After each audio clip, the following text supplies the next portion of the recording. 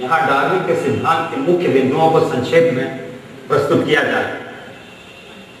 अति उत्पादन या ओवर प्रोडक्शन, प्रकृति में पेड़ पौधे और जानवर अत्यधिक संख्या में संततियां उत्पन्न करते हैं, किंतु जीवित बचने वालों की संख्या कम होती है। यह सिद्धांत माल्थस का भी।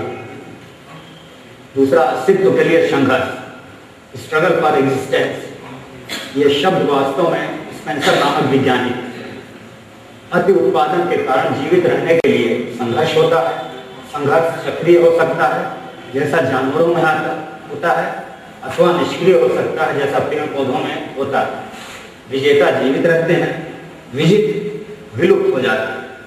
तीसरा, विभेद या सतत परिवर्तन, वेरिएशन। यह आवश्यक नहीं कि संततियां आपस में समान हैं, आपस में एक दूसरे से भिन्न भी होती। इस प्रकार के विभेद कभी तो जीवित रहने के लिए संघर्ष में सहायक होते हैं और कभी यही विभेद दोष भी हो सकते हैं।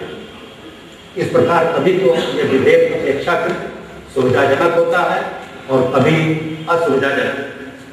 चौथा, प्राकृतिक वर्ण या श्रेष्ठतम की उत्तरजीविता, natural selection and survival of the fittest.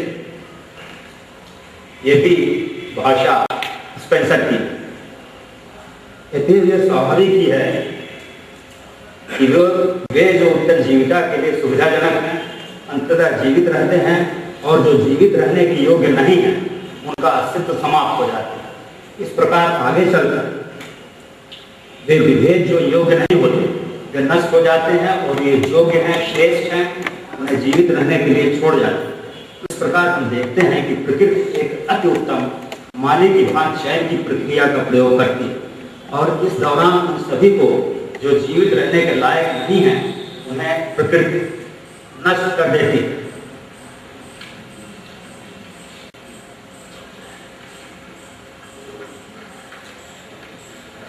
पांचवा, आनुवंशिकता और प्रजातियों का उद्भव, heredity and origin of species. जब श्रेष्ठ जीवन रूप लाइफ फॉर्म्स जीवित रहते हैं, विभेद उन्हें विजेता बनाते हैं, अर्थात उपयोगी विभेद उनकी संततियों में चले जाते हैं। इसलिए वे विभेद उनके लक्षण के अंग हो जाते हैं, और तब संततियां अपने माता पिता से बेहतर सिद्ध होती हैं। इस प्रकार प्रकृति नई से नई प्रजातियां विकसित करती रहती है और विकास के दौरान प्रगति होती रहती है। किंतु प्रायः पर्यावरण में ऐसे परिवर्तन होते हैं जिन्हें कभी प्रगति समझा जाता था, वे असुविधाजनक सिद्ध होते हैं। यही कारण है कि पैलियोजोइक और मीसोजोइक, पुराजीवी और मध्य जंतुकाल, पैलियोजोइक का समय है 330 मिलियन वर्ष पूर्व और मीसोजोइक का समय है 120 मिलियन वर्ष पूर्व। इन दोनों काल के विशाल वृक्ष और जानवर विलुप्त हो चुके। डार्विन के समय में आज की बहुत सी खोजें नहीं हुई, इसलिए डार्विन यह नहीं बता सके कि प्रकृति के चुनाव का ढंग क्या है। हमें प्रकृति द्वारा चुनाव के ढंग को जानने के लिए 20वीं शताब्दी की प्रतीक्षा करनी पड़ेगी। 20वीं शताब्दी में जब आनुवंशिक विज्ञान की स्थापना हो गई और डीएनए की खोज हो गई, तब डार्विन के सिद्धांत की सत्यता भी सिद्ध हो गई।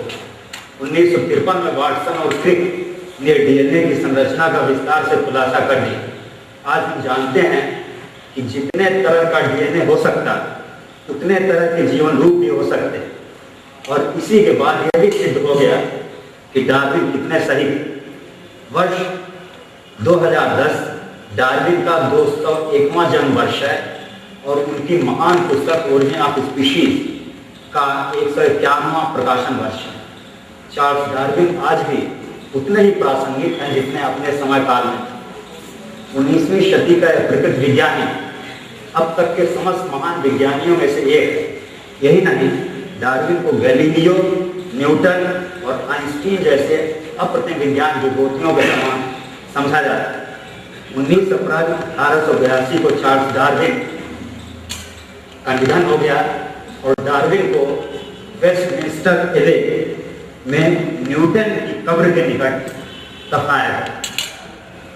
यहाँ कुछ चित्र है, इसमें नीचे लिखा भी हुआ है, ये चार्ल्स डार्विन 1954 में संभवतः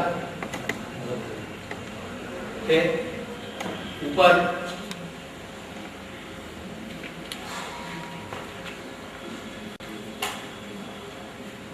एरास्मस डार्विन का चित्र है, जो इनके पितामह थे, ग्रैंडफादर।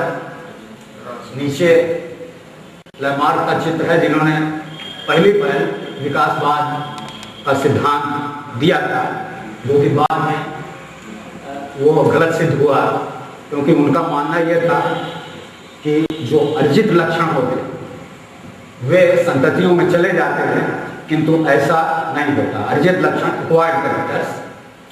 ये चार्ल्स डार्विन जब यंग थे और बीगल की यात्रा के समय जब प्रस्थान किया था। नेक्स्ट, ये चार्ल्स डार्विन ओल्ड एज में, चार्ल्स डार्विन का घर का ये चित्र है जहां वो निवास करते थे। नेक्स्ट, एल्फ्रेड रसेल वेलेस, ये इसका उल्लेख मैंने नहीं किया है। ये मलाया के जंगलों में यदि प्रकृति विज्ञानी थे और वहां खोज कर रहे थे, तो जब ये मलेरिया से पीड़ित थे तो इन्होंने अपने निरीक्षण और परीक्षण को लिख डाला और उसे डार्विन के पास भेज दिया। इनके विचार लगभग वही थे जो डार्विन के थे। तो डार्विन संकोच में थे और उन्होंने कहा कि चूंकि इन्होंने भेज दिया है तो इनके, ये गैलीलियो का चित्र है, दूरबीन के साथ इसमें गैलीलियो दिखाए गए हैं, जिनके समकक्ष डार्विन को बताया गया था। और ये सिम्पसन का चित्र है, जिन्होंने डार्विनवाद में थोड़ा बहुत सुधार भी किया। और ये चित्र डार्विन का पेंटिंग के आधार पर है। धन्यवाद।